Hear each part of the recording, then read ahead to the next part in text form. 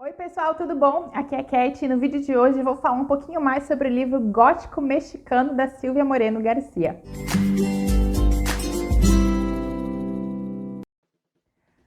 Gótico Mexicano é um romance de horror gótico publicado aqui no Brasil pela Dark Side Books. Ele vai se passar na década de 50, 1950, no México, e vai contar a história da Noemi Taboada, que é uma jovem socialite mexicana. A Noemi é uma jovem muito rica, muito badalada, muito interessante, que vive sendo chamada para festas. E ela sempre foi criada para ser muito bonita, muito educada e uma futura boa esposa. Mas a gente aprende logo no início que a Noemi tem outros planos para si mesma, que ela vai falar mais ao longo da narrativa. Acho que eu vou soltar o livro porque está dando reflexo aqui e a gente vai conversando sem ele. Então, a Noemi está no México vivendo essa vida incrível de festa todas as noites, quando o pai dela chama ela no escritório e diz: olha, eu preciso que você vá visitar sua prima Catalina em El Triunfo, que é uma cidadezinha pequena, distante do México, porque a Catalina me enviou uma carta e nessa carta ela parece muito confusa, muito estranha, eu não gostei.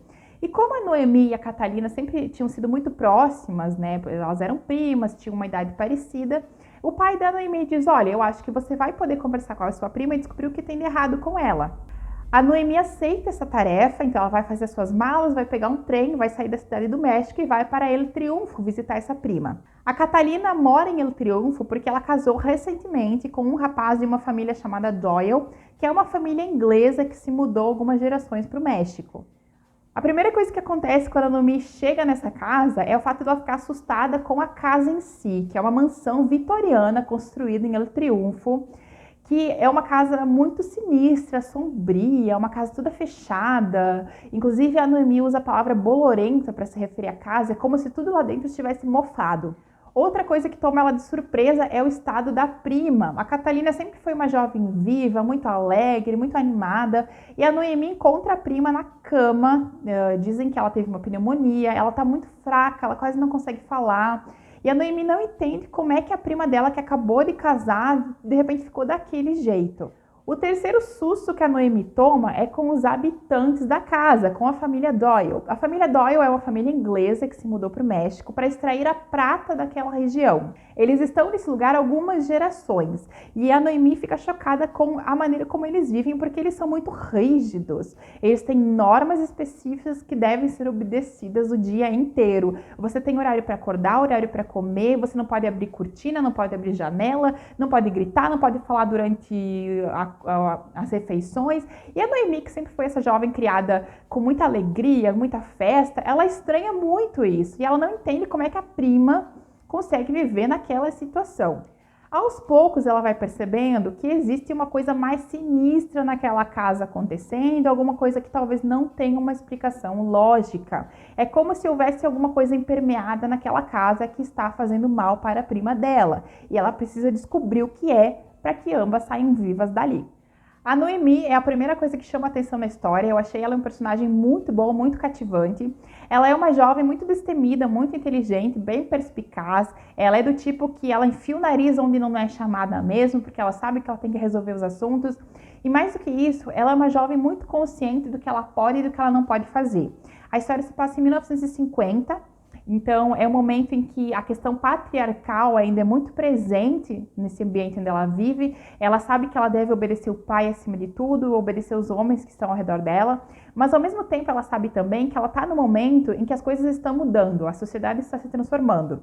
Então, ela tem noção de que ela ainda não pode tudo, mas o que ela pode, ela faz. Ela lida com essa sociedade elástica ao redor dela, ela lida com esses limites que são impostos a ela como mulher para conseguir o que ela quer. Então ela é muito inteligente nesse sentido. Outro assunto que vai permear as páginas, além da questão gótica, da mansão decrépita, misteriosa, com o possível sobrenatural, é esse discurso da família Doyle, que é essa família inglesa super, que se acha muito superior, em que o patriarca diz que ele é superior aos mexicanos porque ele é branco, ele é da sociedade europeia e ele tem uma superioridade inata sobre os outros.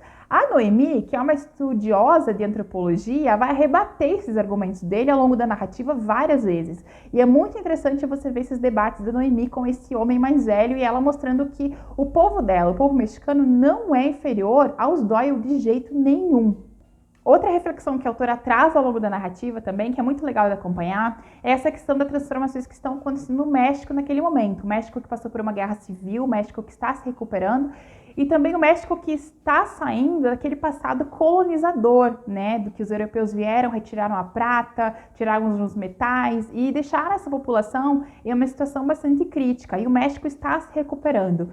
Em alguns momentos eu senti que a Noemi é, digamos, a representação desse novo México que está nascendo, que está se construindo e que está tentando reescrever a sua própria história.